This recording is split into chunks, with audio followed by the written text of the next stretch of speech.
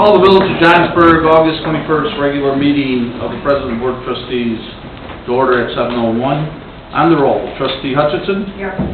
Trustee Curry. Here. Trustee Hagan. Here. Trustee Frost. Here. Trustee Clemstein. Here. And we stand for the pledge, please. I pledge allegiance to the flag of the United States of America and to the republic for which it stands, one nation, under God, indivisible, with liberty and justice for all.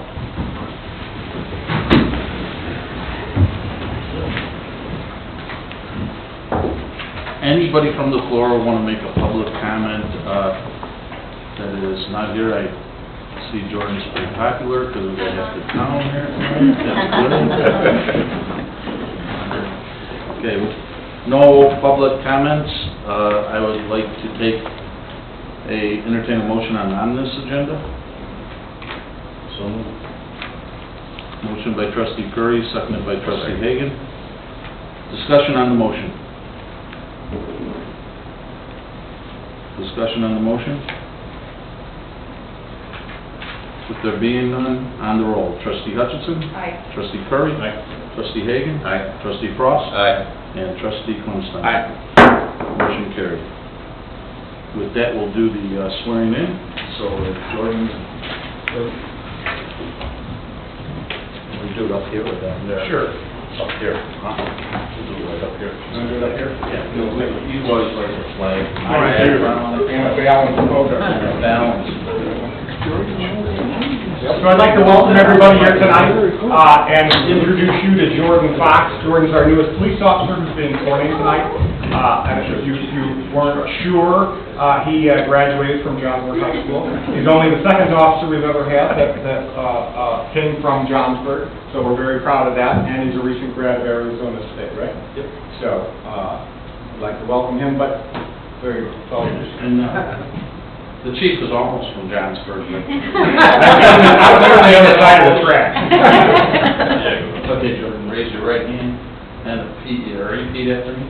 I, Jordan Taylor Fox, do solemnly swear. I, Jordan Tyler Fox, do solemnly swear that I will support the Constitution of the United States, that I will support the Constitution of the United States, the Constitution of the State of Illinois, the Constitution of the State of Illinois, and the ordinances of the Village of Johnsburg, and the ordinances of the Village of Johnsburg, and that I will faithfully discharge the duties of police officer of the village according to the best of my ability.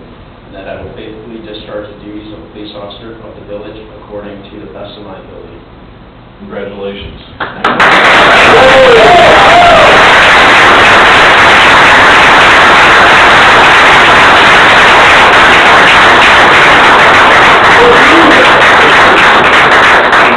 I didn't even stutter like the village president. And if you want to get any photos, okay, for friends or anybody else, or if you want to. Does anybody want to come up and get photos in front of the flag? Does anybody have Your family up there? on their phone? Your friends? Sure. No. Whatever you want.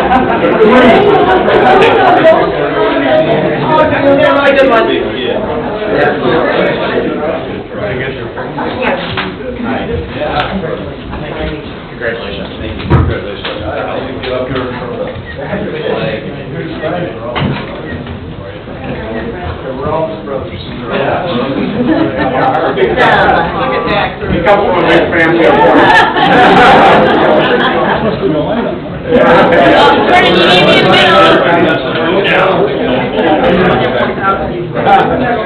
Did we get them all? I'll quit arguing. That's great.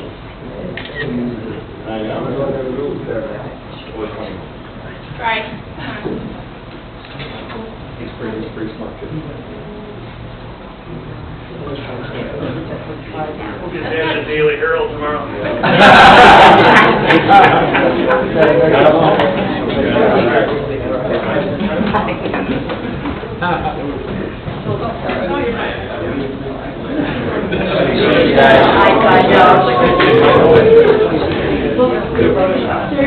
Photoshop that. I'm not good at doing it. I know.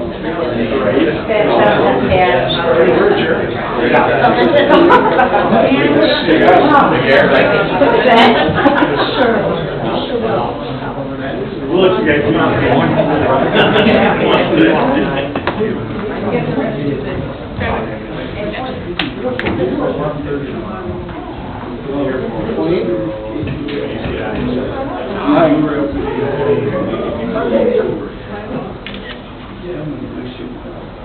Smile. Aren't you happy?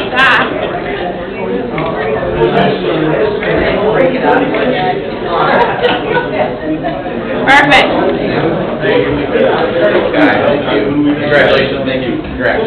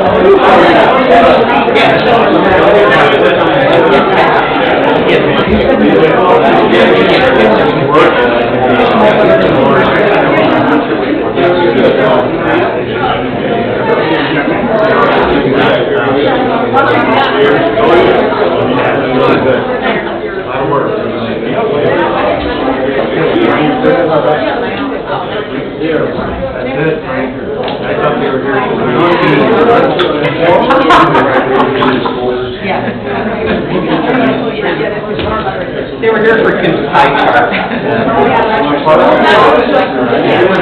And Brian doesn't really have one, so. You gotta kind of move in. There you go, there. There you go. That'll be balance right here. Right here, right here. Yeah, put the little guy up front. I'll see you. There you go. Go down the line.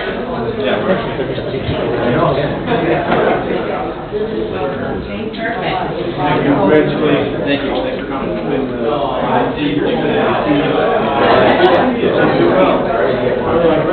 Very good. Yeah. You don't have to go home, but you can't leave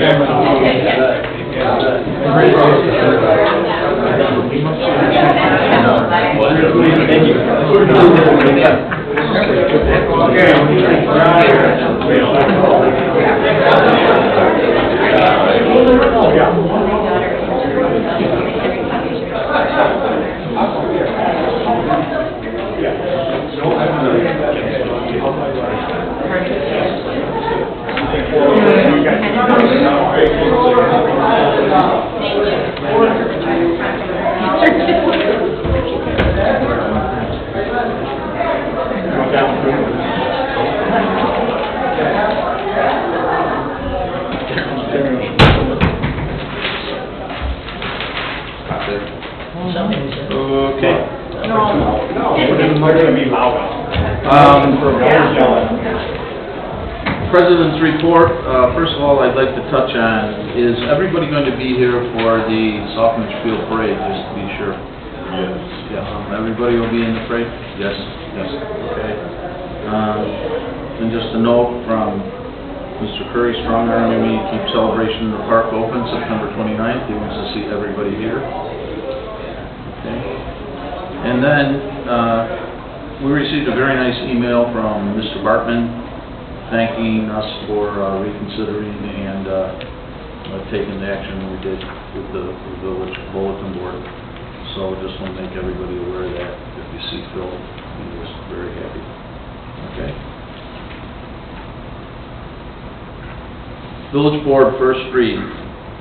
Move to approve ordinance 18-19-10, granting a conditional use permit for outside storage with screen for property at 22007. Screen for the property at, and I got 5707 Weatherstone Way. That is the exhibit that you have in front of you. and it's for the old, I think, Blue Star building, or it's one next to it. Next to it, yeah. One next to it, which was the airtight building, I think originally. It's been before planning. Sure, could you expand on it? Yes, certainly. What they came before the Planning and Zoning Commission for was outside screening with, storage with screening rather. This is not uncommon in this Commerce Center up there. We've done that before. I drafted an ordinance that outlined the conditions of, the type of fencing that would have to be utilized and that it has to be screened all the way around. So if there's some additional conditions or concerns that you have, maybe you can provide that information to me before the next meeting. Petitioner was not able to be here tonight, but he will be here for the next meeting, so. They will be limited to vehicles and equipment associated with the principal use, the actual business, not for boats or anything like that. He isn't here tonight. He couldn't be here. He was going to hold it off for another 2 weeks, but we thought since it was approved that we'd go ahead with it, and we still got 2 weeks to raise any concerns. Is there any concerns right now that anybody would have? Nancy, can we know, just looking at that blue outline here, I imagine they just went around the property line, but on the west side, that tree line, are they gonna put the screening inside the tree line, on the east side, or west of it, do we know? You're talking You all directly know- west where the trees are? Right. Right, well, it would be, typically when they do the screening, it's immediately adjacent to the fencing that would be installed. I think that would be something I can find out some more information I think from him for you, but he still has to go through building permit review too and stuff, because HR Green's gonna have to take a look at, he has to final surface the gravel parking area and do all the elevations and all the details, but do you guys have a preference of what you're looking for there that I should share with him? I'm just thinking from the perspective of the cul-de-sac to the northwest there, if they're gonna look at Yeah. tree line or screening. Seems like they've done a good job at trying to screen it already. Yeah, there's a 30-foot landscape easement on the back end of that I lot. think what, he'll have to stay off that line where the tree line is, I think, a little bit, right for the fence, right, Tim? I mean, so then the screening would be on that side of the fence, because you have a fence and then the screening. I'm familiar, but where is he putting the fence? Right at the edge of gravel or at the? That's what I would be expecting, yes. So there's still a 30-foot landscape easement, still a downward slope that was created by the development and/or whomever, and so the fence would be kind of on the downhill side and the slope is running up. As you can see from the exhibit, it's looks like it's about an 8-foot high berm that's already out there. So it doesn't appear that they're going anywhere near the property line and/or the existing. These aerial photos shift a little bit, so I'm certain that that's a tree line along the farmland there. Is the fence going to go around the entirety of the property? Is that the intention? No, around the parking area. If you look at the exhibit that I left it for you there, you open it up, you'll see what's gravel right now depicted on there. It's my understanding he'll be putting it around the parking lot. To screen the vehicles. Okay. This was all zoned for industrial use, as you can see from the other lots. They are anticipated to be 70–80% covered with building and parking. And the detention basin up front has been sized, the conveyance system down, the right-of-ways has already been sized, but whenever this occurs, we just like to have them cross-check it and have something for the file. But it appears there's plenty of green space left on the side of the building for even an addition or something, if you want.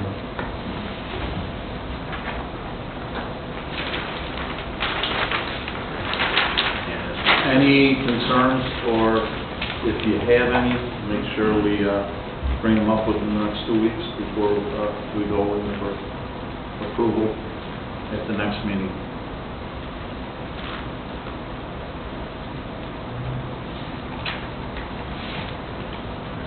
Okay. Second read, no action. Move to approve ordinance 18-1909, amending chapter 24 of the building code of the Johnsburg Municipal Code, which is where we left off at the last meeting. Everybody got a packet on it, I believe. Do you want to take the lead? Sure, I can take the lead on that. In follow-up to the last meeting, we asked Kim and Frank to attend. We thought Kim could start us off a little bit by talking a little bit about the analysis she performed. She's the one that actually did the analysis. Maybe you could share with us a little bit of your thoughts and your approach to it. Sure, yeah. So we recognized that there were some variances between permit revenue coming in and the cost that we were experiencing in certain permit types. And so one example was pools. Pools was a really good example where our current fee structure in our ordinance allowed us to charge a permit fee of $80. But as you guys know, the costs are very different depending on if it's above ground or below ground, if there's plumbing, if there's not plumbing. So there were a lot of variances that we really wanted to dig into and understand. So the first thing we did was worked with HR Green to kind of document for various different permit types, what are the usual and customary charges associated with that. So once we knew that, then we said, okay, what is the village time associated with that? Add those costs together. Now we have a general idea of what that permit fee should be. So, and we recognize that permit costs can vary based on the scope of the project, based on whether extensive additional reviews are needed or additional inspections are needed, things like that. So taking all of that into consideration, we had this idea of these proposed fees based on what we knew, and so we pulled information from 12 other municipalities and said, okay, if we were to come up with these new fees, how does that compare to what other municipalities are doing? Because the goal is to get as close to covering our costs as possible, but staying within a range that's acceptable given what other municipalities are charging. So given that, this summary aims to come up with a base fee. And so a base fee is simply, okay, this is what we're going to collect from you when you come in to fill out a permit application. But we want you to know that if there are extenuating circumstances, there are going to be additional charges. And so the key to that piece and to covering additional costs and things like that is communication to the permit applicants when they come in. We don't want to surprise people later and say, oh, by the way, no, that's really $500 more than we originally told you. So we learned a lot. We worked with Frank and were able to, kind of fine-tune some numbers. We had feedback from the D&G committee. We had feedback from the finance committee. That caused us to go back and work with Frank, sharpen our pencil on a few of those numbers. It also helped us understand which plan reviews and inspections we can do in-house versus which HR Green can do and should do for us. So we learned a lot through the whole process, and again, understanding that communication is the key with residents. And so with that summary and the things that we found, Claudette turned that into kind of a draft ordinance, which she shared with you guys at the last meeting as well. So that was kind of the process we went through, just really a lot of research, coming up with some ideas, comparing them to other municipalities, and then submitting them to committee and the board for review. Kind of where we landed.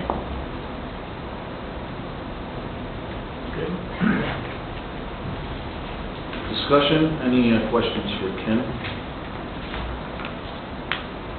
I do. Mary I Lou? wasn't here at the last meeting, so I just have a couple of quick questions.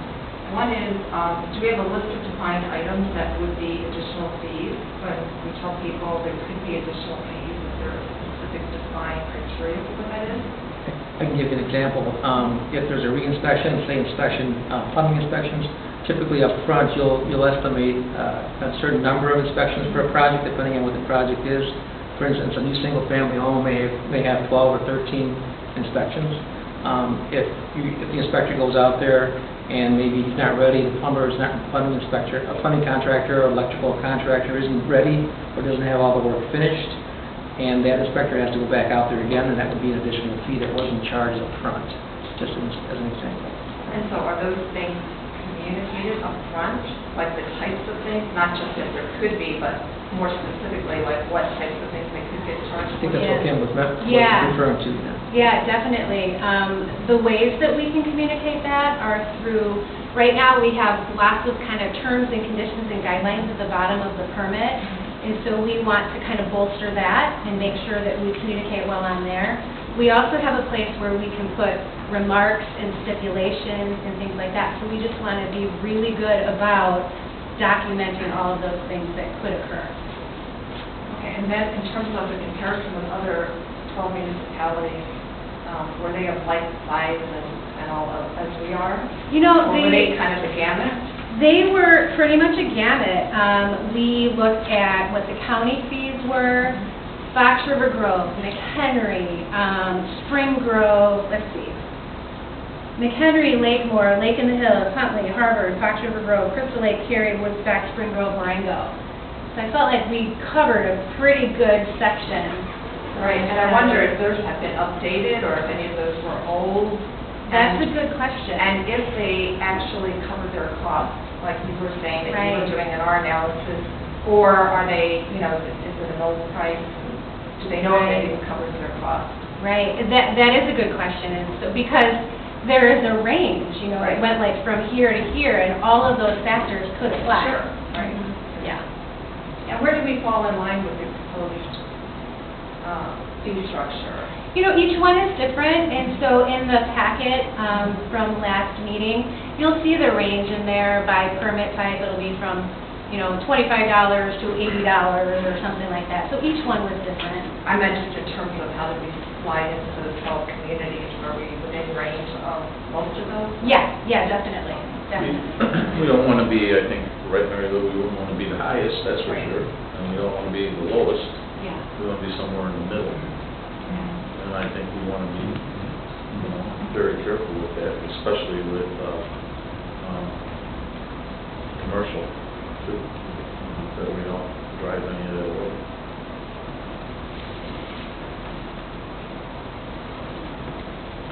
Thank you.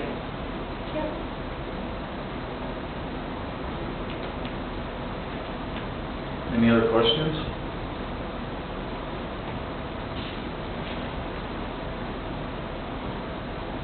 No?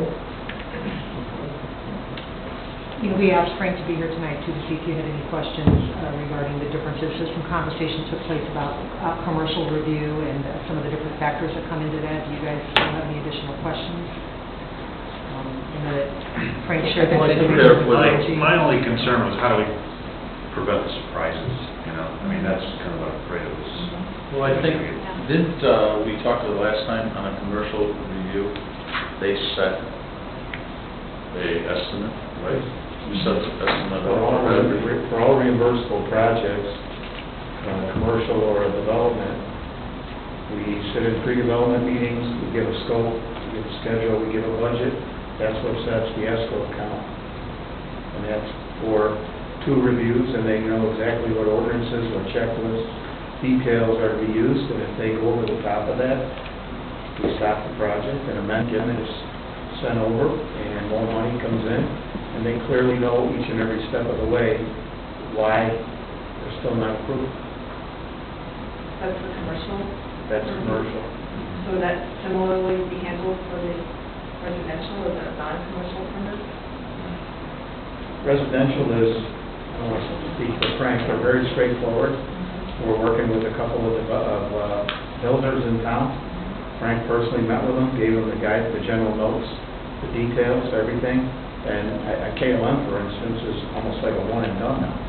They just keep duplicating, you know, the same sets of plans with the same details, same notes, same specs that cover all our new codes and ordinances. Yeah, for residential, like KLM, they know what's required of the code, so it's pretty straightforward. Their plans are really, they're thorough, and we can review them very, very quickly.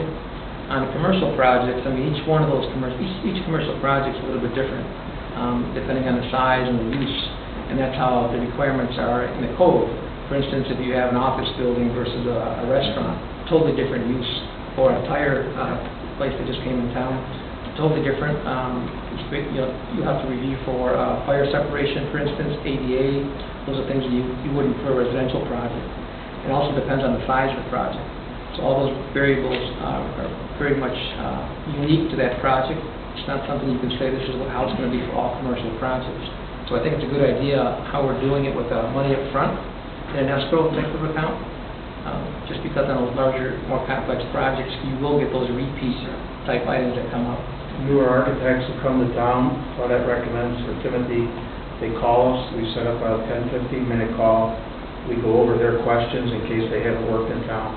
We tell them what codes we use, we send them the details, we send them the notes, we try to make their life as easy as possible. And again, after the first review, we send them a letter and we go over it before it becomes official, in case they'd like to correct or resubmit or something, and that helps expedite it also. And then working with the homeowner is a whole new challenge, because sometimes they try to do their own thing and do their own drawings and do their own things, and this guy right here takes the time to walk people through it. He's met them on site all over town, he's given them suggestions, and he helps them through the process. And we do the same on engineering with floodway, floodplain, wetlands, and things like that. That doesn't sound like a big departure from what you've been doing. It's really about those over-the-counter permits and getting the appropriate fee for that, but it's also setting the table because we were missing, you know, the old ordinance was missing and wasn't, I mean, I don't know, last time it was up to date was quite a while ago. So quite a few of the towns on that list have updated their fees. We've assisted. They've also updated impact development of the fees. So it is going on, especially when people ask coming into town, how did you set these? In Oswego, they asked that question, and they didn't want to go there because they just kept cranking them up till people, you know, yelled and screamed, then they backed them down. A developer and attorney challenged them, and they had no substantiation for it. And what these guys have done is proof that it's fair and appropriate. More of a time study, right? Exactly. With efforts now. Are we going to be able to give reasonable estimates for the smaller projects too? I mean, we'll have a pretty good idea of what the... Those would be much easier, actually. We have that, I mean, for floodway, floodplain, for determinations, 300, 600, 900, we have that. We can. Is there going to be like a fee schedule? It'll be in the ordinance. The ordinance that was provided to you has the fee schedule in there. Right. And in most cases, it's predicated on a square footage basis, and that establishes that initial amount. And provided that a good full submittal is made, and we're looking like residential, new construction or addition projects and things of that nature, those fees should be pretty consistent with what they can expect to pay. They have to do resubmittals as for the cost of the And working with Timothy and the staff here, it's crucial. They now understand with the checklist we've all worked together on what to accept. Years past, we've accepted garbage, I'm sorry. We've accepted garbage, incomplete submittals. We take them, and then a review letter goes out that says you're missing all 10 of these things. We should have never taken it. We should have never started the clock. And now we have a nice checklist, almost like a welcome package, and it's very clean and clear as to, if you do this, we'll do this, and we'll get together, through this together. Where do you guys see the biggest snags today? Is it somebody doing their own project and they're not, I'm sure the builders and your major commercial developers like Discount Tire understand the process they have to go through, but are you guys seeing more time for staff and everything else when somebody is subbing their own project, or a smaller term, commercial builder doesn't understand all the things? Maybe Frank knows that better. Yeah, on occasion, we'll get drawings that are not legible or not clear. Those maybe some things missing, like maybe they forgot the size of the members or the spacing of the members. Sure. But on a few of those, we'll just make a phone call and ask them what it is, and we'll mark it in red on the plans to get them out the door and approved. We don't want to sit there and have to resubmit and resubmit. Sure. We want the project to get going. I think that code change went very smoothly. Everyone's using it, everybody knows about it. It was no big deal because all the other towns, or most of them, have transitioned to 2015. Towns are already looking at 18, but I think we're good with 15 for quite a while right now. So I thought we'd have more of that, but actually, once we gave the standards and the details and what to put on the drawings, I mean, all the architects are really spinning them back quickly. There are individual homeowners though that are doing a great job also. There's a new home right now going up in Dutch Creek, and that couple is doing all their construction, and it's very well built, very well done house. And the middle is great. Sure. Yeah, that's my concern, is something, or even like, I think it was Josh, he's going to speak for Josh, but I think that's what he's asking, sort of like a business perspective, so we want to bring him to town, want to bring a business in, or want to build something, or build on to something, what would be the process? That would be prohibited. Right. No, not at all. In fact, we're open for business. We encourage people, they come and ask about that. I'll come in if I'm in the area and meet with them, and we go over, we just met with a property owner, and we gave them ideas based on the comp plan, the downtown plan. We told them where the sewer was, we told them, some options for parking and setbacks and detention that we had from other big projects. He was very appreciative, and now he has an understanding of how to market his piece. And again, I think that's crucial. It takes 15, 20 minutes to welcome somebody and help guide them who maybe isn't a developer or a builder or... Sure. Sure.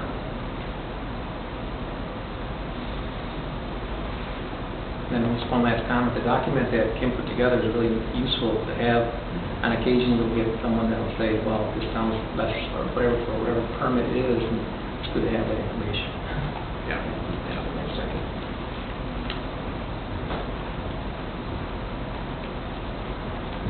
Any other questions, or if you think anything, we have a while there to bring it up. Good. Thank you, guys. Thank you. Thanks, Frank. Ken? Thanks. Anybody want to say anything about a committee report? Yes, Trustee Curry. Celebration in the park. Yeah, celebration in the park, September 29th, right? You hear about that? We're moving forward with the barbecue on September 22nd in Hiller, amateur barbecue competition. The week before. Correct. A 22-inch Weber kettle limited edition, I believe, it's red, was donated as a brand new prize. Dawn Barrett got that for us. A friend of hers is an employee at Weber. So we'll be giving that away. That's the first prize? That is the grand prize. The grand. You have to enter all three, ribs, beef, and chicken, to be the grand prize winner. But, so we got that going on. Also, are we advertising that? Yes, the flyers are done. I actually just forwarded a flyer to Kim, so we can get it printed out when I walk in here. So we'll get that out there. Does the flyer spell the guidelines? I'm just curious. Well, In case I would want to enter. The rules are here. Tim at the front desk has the rules. Okay. So people can register here. You can also register to be a judge, being judges. So you get to eat all the food if you're a judge. Yep. Greg's raising his hand. I know, I'm hungry. I expected to have some information from Boy Scouts already, but maybe everybody heard about the young lady whose bench disappeared. She waits for the PACE bus up at Johnsburg, and Mayfair comes in there. But it was all over Facebook, and our public works guys wanted to make her a new bench, and township guys offered to make her, the road district offered to make her a new bench, the Boy Scouts offered to make her a new bench, but somebody made her a little custom bench, and it was stolen or disappeared or grew legs and walked away. But anyway, my understanding, all via social media, going back and forth with some people that know the family, they were going to come in and ask us if we could do something in the right of way to do a permanent bench for her. But we talked about it a little bit. But I'll follow up with the people that contacted me and see if they're moving forward with something, you know. I'm sure we can work with them to figure something out. Yeah. And then, the only other thing would be the park and running groups come together. So, concrete, asphalt, the equipment was delivered today on Monday, so today, play around it yesterday. Okay. With the barbecue, I got, feedback I got was other, this is from Nick, that other places would provide the meat. So everybody's starting with the same thing, is that? Well, it's a good point. Yeah. If you're gonna keep it fair. Well, They pay, they retain that. Maybe, They pay additional. The way we have it set up right now. is Maybe the that- Supreme Judge will want to buy the meat. Right. As a donation with a big sign. There you go. You volunteering? The way it's set up right now is, everybody has to supply their own. But we're gonna, have a captain's meeting at like 8 in the morning, 8:30 in the morning. And then, inspect everything so that we know nobody's been doing, anything overnight marinades or pre-cooking or, you know. Oh, they all gotta start. They all gotta start scratch At the same time, yeah. Yeah. He's excited about it. Good. Tell them to get in here and sign up. Oh, and the only other thing I would say is Marion Central's coming to town Friday night for football. First time we played them since like 96 or 97. 96. Yeah, so they're coming, 5 o'clock frosh, my team, and 7 o'clock varsity. And Mike Maloney, our former coach, is their head coach, so a little extra. Very good. That's all I got. Anything else? Yeah, we're continuing to work on our marketing materials. One, we started with this map that we're creating, an entertainment map, where we're going to be showcasing kind of entertainment venues in the village, leaving a couple outside, hoping to bring some, like Stotty's, for instance, people that go up there that are looking to go somewhere for a real dinner afterwards, trying to bring these people. So that's in process. We're hoping, I mean, at this point, we don't want to put it up now, we're hoping to put it up early spring next year. So we're working on the designs, working on the advertising and all that. That's in process. The other one we're working on is just like a single page handout, just general information about the village. So I've been in contact with a copywriter to get just a short, probably 250-word write-up about the village, but something that's done professionally. So looking at getting that written up, getting it designed, probably be about $250 for the copyright, the copywriter, and then the design for it would be overly expensive, but it'll be nice for the website, nice for, again, an actual handout too. But the other thing that came up in the course of talking about these things is that we have a lack of really good high-resolution photos for use in these materials, also for use in like the newsletter, use in the website. We just don't have a huge pool to pull from for different times of the year and so forth. So what somebody suggested in our meeting was to put together like a photo contest and try and get some. Right. I mean, we could get a lot of photos. We'll own them, but give some kind of prize or whatever.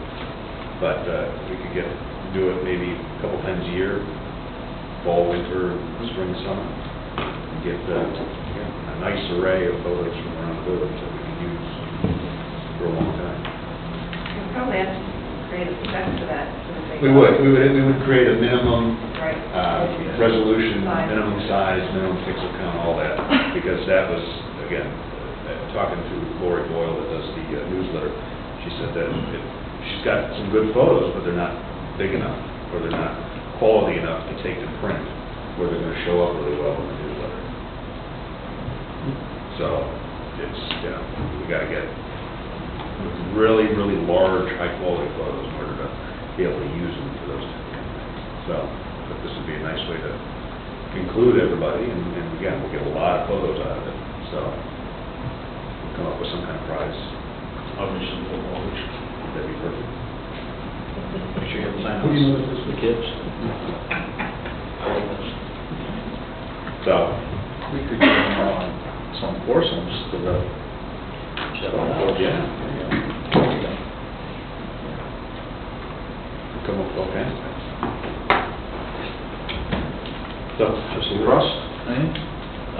Not a lot. We're gonna be looking at, which neighborhoods need the new inner street signs the most.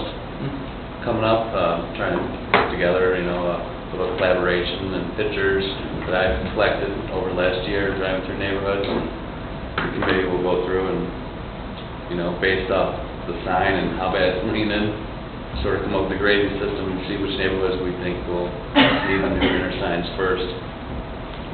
Yeah. Judge? I have nothing to report this month, we did not have a meeting, so. Very good. I have nothing to report. Oh, I forgot one thing. No, after our last meeting, I went to the breakfast Rotary Club breakfast at Stuckey's. They had asked me there like a month before, and that happened to be the day I was going. It was after our meeting where we voted to approve doing the Rotary sign for the blues, brews, and barbecue. Right. So the timing was kind of nice because I was there because they wanted to ask me about doing things for the village. So we talked about park improvements, and they're coming up with some ideas for the boat launch.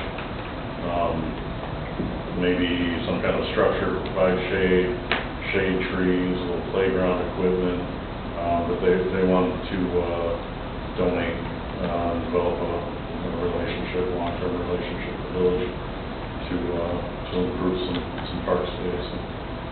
Good. Now, until, Are you sure? Chief? I have nothing. No report. Counselor?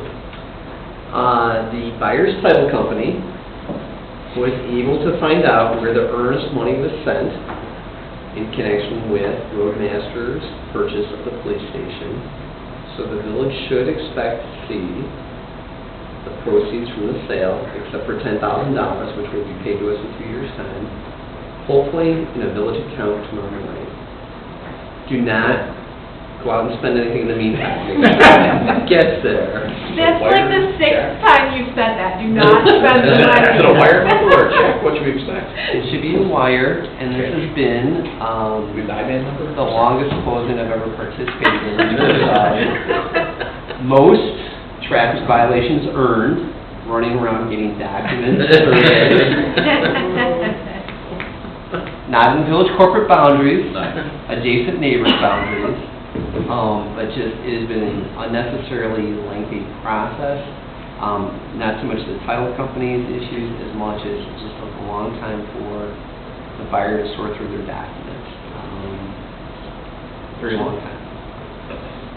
as long as your tickets aren't reflected in your invoice, Counselor, will be fine. Correct. I think that would be against public policy, Mr. President. Yes, that is revenue to another municipal client. Okay. With that, does anybody have anything else? Or I'll entertain a motion to adjourn. So moved.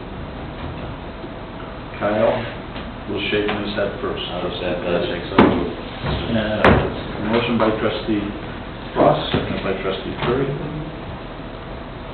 On the roll, trustee Hutchinson. Aye. Trustee Curry. Trustee Hagan. Aye. Trustee Ross. Aye. And trustee Plumstein. Aye.